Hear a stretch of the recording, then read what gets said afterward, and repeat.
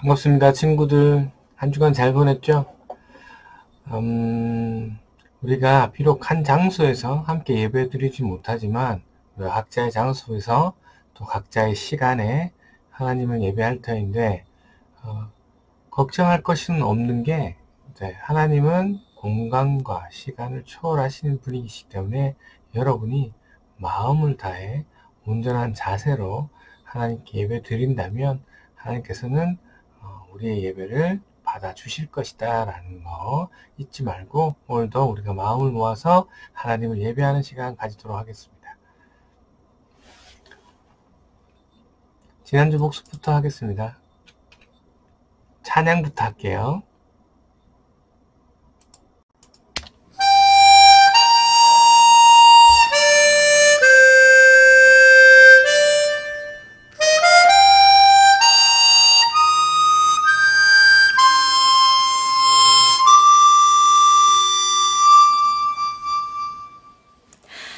화려하지 않아도 정결하게 사는 삶, 가진 것이 적어도 감사하며 사는 삶, 내게 주신 작은 힘 나눠주며 사는 삶, 이것이 나의 삶의 행복이라오. 눈물 날 일 많지만 기도할 수 있는 것, 억울한 일 많으나 주를 위해 참는 것, 비록 짧은 작은 삶 주 뜻대로 사는 것, 이것이 나의 삶의 행복이라오. 이것이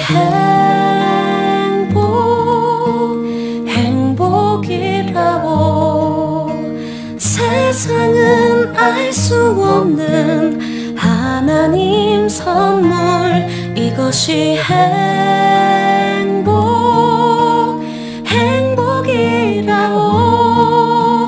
하나님의 자녀로 살아가는 것, 이것이 행복이라고.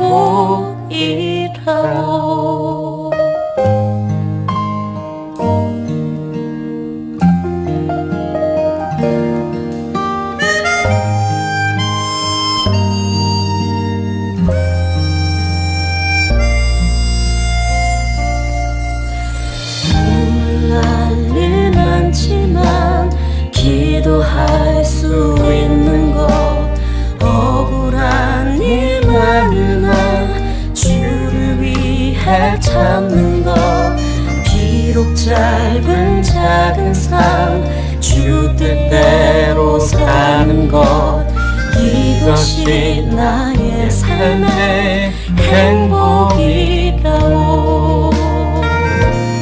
이것이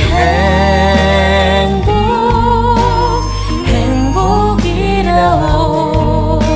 세상은 알 수 없는 하나님 선물, 이것이 행복이라오.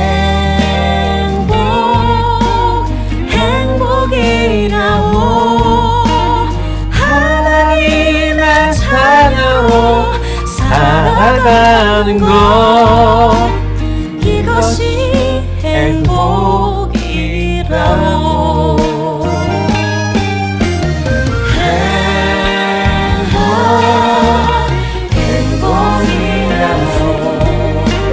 세상은 알 수 없는 하나님 선물, 이것이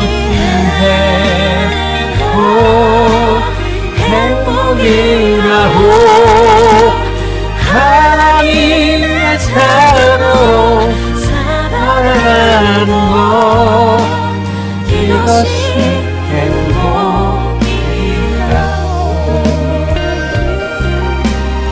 이것이 행복이라오.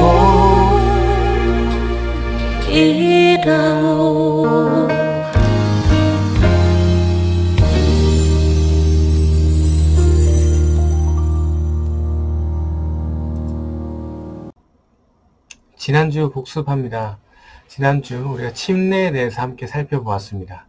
침례란 예수님을 구주로, 나의 구주로, 주인으로 믿는 사람이 자신의 신앙을 많은 사람들 앞에서 고백하는 그러한 의식입니다. 그래서 침례를 왜 받아야 되냐? 도대체 침례식을 왜 해야 되냐라고 묻는다면 예수님께서 하늘로 올라가실 때 침례를 받아라 라고 명령하셨기 때문이죠.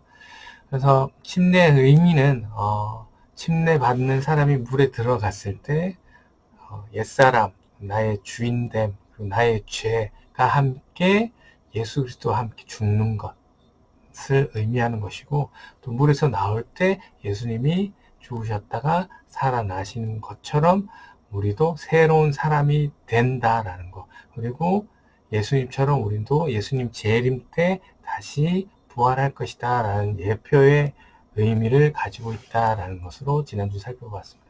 그래서 침례식이 있는 날은 아주 기쁘고 즐거운 축제 날이 된다라는 것.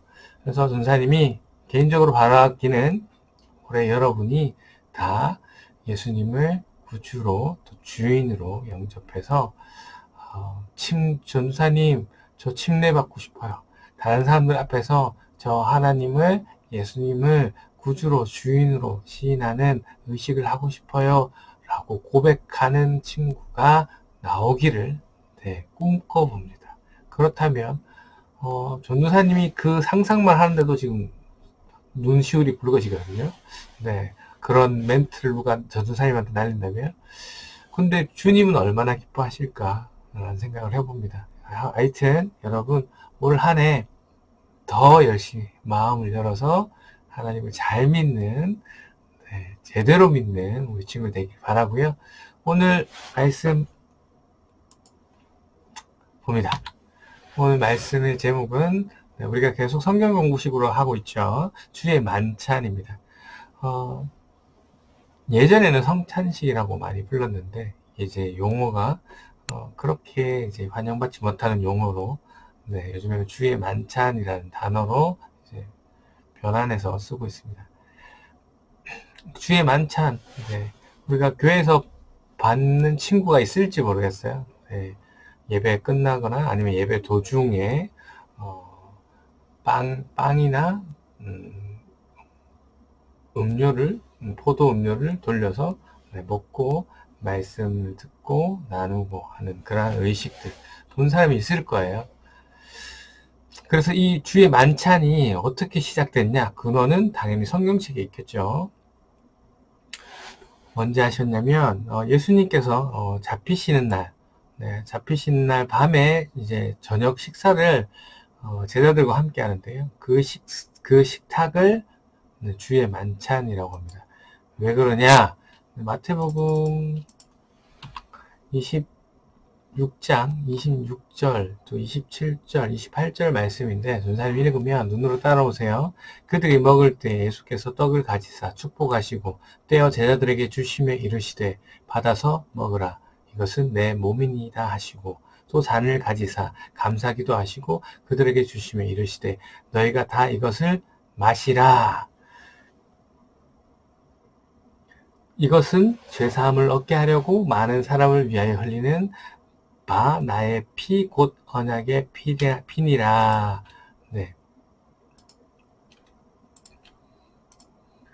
장소는 마가의 다락방이고요. 여기서 예수님께서 떡과 잔을 제자들에게 주시면서 이러한 메시지를 전하셨는데 이 이후에요. 고린도전서 11장 23절부터 말씀을 보시면 볼까요? 23절부터 26절까지 말씀을 보면 바울이 고린도 교회 성도들에게 하는 이야기가 있는데 이것도 맨 똑같이 주의 만찬에 대한 이야기입니다. 선생님 한번 읽어볼게요. 내가 여러분에게 전해준 것은 주님으로부터 전해받은 것입니다. 곧 예수께서 잡히시던 밤에 빵을 들어서 감사를 드리신 다음에 떼시고 말씀하셨습니다. 이것은 너희를 위하는 내 몸이다. 이것을 행하여 나를 기억하여라. 식후에 잔도 이와 같이 하시고 말씀하셨습니다. 이 잔은 내 피로 세운 새 언약이다. 너희가 마실 때 이것을 행하여 나를 기억하여라. 그러므로 여러분이 이 빵을 먹고 이 잔을 마실 때마다 주님의 죽으심을 그가 오실 때까지 선포하는 것입니다. 라고 바울이 고린도교회 성도들에게 얘기하고 있죠. 그러니까 네, 예수님께서 제자들하고 떡을 뗀 장면을 바울이 알았고, 그래서 그것을 그대로 같은 의미로 네, 바울이 고린도교회 성도들과 함께 했고, 그래서 그것을 통해서 바울이 뭐라고 했죠? 주의 만찬을 통해서 네, 25절 볼까요? 네. 나를 기억하라. 네. 이것을 행하여 나를 기억하라. 라는 것이죠. 그리고 언제까지 하는 겁니까? 언제까지? 그가 오실 때까지. 네. 그가 오실 때까지 네, 주의 만찬을 해야 되고, 주의 만찬을 하면서 네, 26절에 나와 있듯이 주님의 죽으심을 기억하고 주님이 오실 때까지 선포하라. 네, 선포하라 라고 했기 때문에 우리가 네, 주의 만찬을 해야 된다. 그리스도인으로서. 지난주에 침례와 마찬가지죠. 주의 만찬을 안 한다고 해서 주의 만찬이 구원이랑은 상관이 없어요. 구원은 오직 하나님을 주인으로 또 구세주로 믿는 믿음으로 구원을 받는 것이고, 주의 만찬을 안 한다고 해서 구원과는 상관이 없지만 구원 받은 사람들이 해야 하는 것인 거예요. 그래서 정리해보면, 방금 말씀을 정리해보면, 떡은 무엇을 상징한다고 했죠? 네. 어디에 나옵니까? 네, 여기 빵이죠. 빵이 웬 떡입니다. 24절에 이것은 너희를 위하는 내 몸이다. 그러니까 그리스도의 몸이다. 떡은 그리스도의 몸을 상징합니다. 그리고 잔은 무엇을 상징합니까? 네, 25절에 나왔죠. 네, 그리스도의 피를 이야기합니다. 네, 그래서 주의 만찬의 목적은 예수님의 죽으심을 기억하는 것. 네, 그래서 사도 바울이 주의 만찬을 통해서 성도들에게 어떤 사명을 주나요? 26절에 계속 나와 있죠. 그가 오실 때까지 선포하는 것이 우리의 사명이다. 그러면 전도사, 목사님만 네, 예수님의 죽으심을 예수님이 오실 때까지 선포하는 것이 아니고 네, 주의 만찬을 함께하는 네, 떡을 떼고 또 잔을 드는 모든 사람은 다 주님의 죽으심을 네, 주님이 다시 오실 때까지 선포해야 되는 것이 사명이다. 그렇다면 주의 만찬에 참여할 수 있는 사람은 누구인가? 라는 것인데 첫 번째로는 구원을 받은 사람. 네. 주의 만찬을 한다고 해서 구원을 얻는 것은 아니고요. 구원을 이미 받은 사람이 네, 이제 주님을 기억하라가 목적이니까 주님을 기억하면서 빵을 먹으면서 떡을 먹으면서 주님이 이것은 주님의 몸이구나. 날 위해 피 흘리신 몸이구나. 네, 그 몸. 그리고 잔을 들면서 이것은 예수 그리스도의 피구나. 그리스도의 피구나. 나를 위해 흘리신 피구나. 해서 그 예수님의 네, 그 십자가의 죽으심을 우리가 떡과 또 잔을 들면서 기억하는 거죠.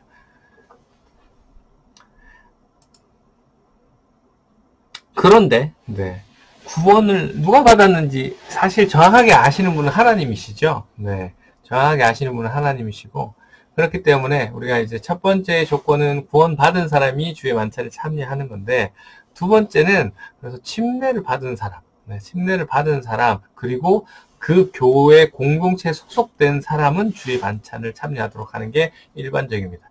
그러니까 침례 받지 않았다면 주의 만찬에 참여하지 못해요. 왜냐? 침례로 구원을 받는 것은 아니지만 침례는 누가 하는 것이라고요? 지난주 봤죠? 내가 주님의 은혜로 예수 그리스도를 구주로 주인으로 믿습니다라고 고백할 수 있는 사람. 그래서 모든 사람들에게 내 신앙을 드러낼 수 있는 사람이 있기 때문에 적어도 그 사람이 입으로 시인했기 때문에 네, 실제로 그 사람이 믿는지 안 믿는지는 정확하게는 하나님이 아시겠지만 그 침례를 통해서 네, 한 사람은 그렇게 고백하는 용기는 있다라고 했기 때문에 네, 그렇게. 그리고 침례 나 저쪽 교회에서 침례 받았는데요. 어디 침례 받았는데요. 했다고 해서 다 하는 게 아니라 그 교회에 소속된 사람. 네, 함께 말씀을 나누고 은혜를 나누고 예수님을 찬양하고 하는 그 무리 공동체에 속한 사람에게 주의 만찬을 할 수 있는 기회가 주어진다라는 것이죠. 그리고 뭐 안 한다고 해서 큰일 나는 건 아니지만 네, 해야 되는 이유는 뭐라고요? 네, 하나님이 예수님이 하라고 하셨기 때문에 그리고 바울이 네, 하는 것을 봤기 때문에 우리도 당연히 네, 예수님을 따라가는 사람으로 해야 된다는 거.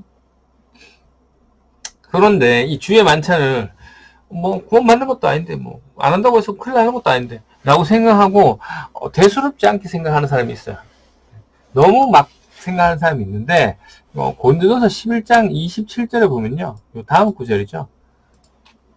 네, 27절에 보면 선생님 읽을게요. 그러므로 누구든지 합당하지 않게 주님의 빵을 먹거나 주님의 잔을 마시는 사람은 주님의 몸과 피를 범하는 죄를 짓는 것입니다.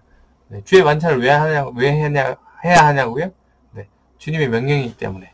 그리고 여기 나와 있듯이 네, 합당하지 않게 너무 네, 합당하지 않게 하는 사람은 네, 범죄하는 것이다. 죄를 짓는 것이다. 그래서 우리가 그 주의 만찬을 참여할 때 마음을 다해서 정말 그 의미를 다해서 참여해야 된다는 의무가 있다. 네. 아니면 죄다. 성경에서 죄라고 말하고 있으니까. 자, 그 다음 주님의 명령을 우리가 왜 따라야 하죠? 왜 따라야 하죠? 네. 왜 따라야 하냐? 주님이 여러분을 위해 죽어주셨기 때문에 따라하는 거죠. 당연히 여러분은 죽은 사람인데 여러분을 살렸잖아요. 그러면 그 살린 사람이 살린 의도가 있을 거란 말이죠. 그 의도가 뭔지를 네, 알고 행해야 되는 거죠. 그래서 그 여러분을 살린 사람이 어떻게 하라고 했다고요? 주의 만찬을 하라고.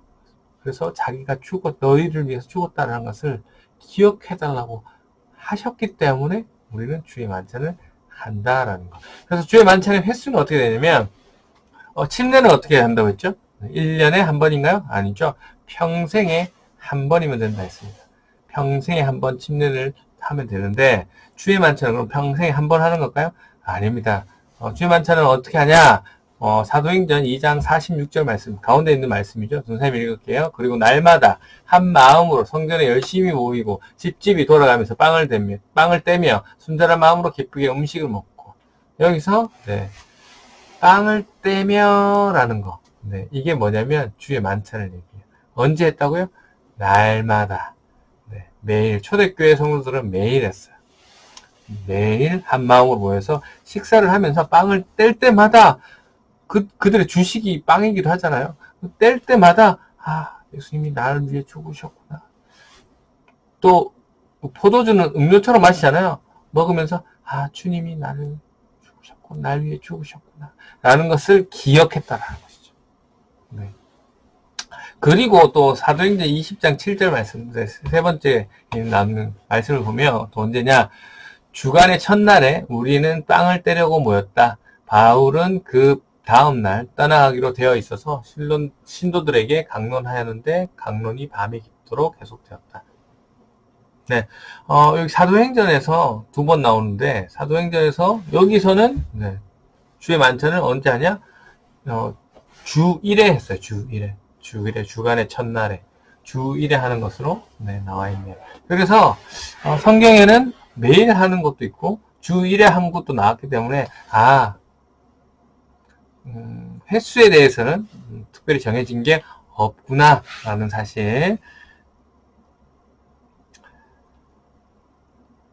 오늘날, 오늘날 교회들은 어떻게 하냐. 먼저, 오늘날 교회들은, 월 1회 하는 교회가 있고요. 또, 2달에 한 번씩 하는 교회가 있고, 그리고, 분기별로 나눠서, 6개월에 2번, 그러니까 3개월에 한 번씩 하는 교회, 그리고 6개월에 한 번 하는 교회도 있고, 또 1년에 한 번 하는 교회도 있습니다. 각자 교회 상황과 사정에 맞게 그렇게 요즘은 진행되고 있는 것 같아요. 우리 교회는, 전반기에 한 번, 후반기에 한 번 하지만, 뭐 특별한 경우, 주에 만찬이 필요한 경우, 아니면, 친례식 같은 경우에도 또 필요하다면, 필요한 상황이 된다면, 또, 가감 없이 하죠. 보통은, 그렇게 한다라는 거. 그래서 오늘 말씀 정리하겠습니다. 우리는 주의 만찬이라는 의식을 통해서, 뭘 기억해야 된다고? 십자가에서 자신의 몸과 피를 우리에게 내어주신 예수 그리스도를 기억하고 우리를 되돌아보는 시간을 가져야 한다. 그리고 주의 만찬은 예수님을 기억하는 것 외에도 어떤 또 효과가 있느냐, 성도들 간의 교제를, 서로 교제할 수 있는 자리를 마련하기 때문에, 예수님을 기억하고 나누면서 또 함께, 나의 동역자, 나의 동반자들, 예수님의 피와 또 살을 나눈 자들과 함께 멤버십, 그런 교제, 끈끈함, 그런 것을 형성할 수 있다는 것이죠. 그래서 우리는 주의 만찬을 통해서 경건하고 겸손한 마음으로 주의 만찬을 참여해야 된다. 대수롭게 생각하면 안 된다. 마음을 다해서 참여해야 된다. 그런데 이제 좀 변의 얘기로 실제 이 떡을 떼면서 이거는 실제로 예수님의 살이고 포도주를 마시면서 포도 음료를 먹으면서 이건 실제로 예수님 피다라고 생각하고 하는 데도 있습니다. 근데 그거는 조금 성경적이지는 않는 것 같아요. 그래서 여러분이 이런 것도 잘 구별해서 제일 중요한 것은 기억하는 거잖아요. 주의 만찬을 통해서 예수님의 죽으심을 기억하는 것이다 라는 것을 잊지 않고, 우리가 먼저 여러분이 예수님을 잘 믿어야 되겠고, 그 다음에 침례를 받아야 되겠고, 그 다음에 침례를 받고 나서 주의 만찬까지 참여하는 그러한 기쁜 날이 오기를 주님의 이름으로 축원합니다. 자, 이번 주 질문 가겠습니다. 이번 주 뜬금 질문. 나를 위해 기도해 주었으면 하는 것이 있나요? 라는 거. 여러분이 누가 나한테 이런 기도를 좀 해줬으면 좋겠다라고 생각하는 것이 있다면 한번 생각해주고 전사님한테 연락을 주면, 문자를 주면 전사님이 그 부분을 가지고 새벽마다 기도하도록 하겠습니다. 기도 제목 주세요.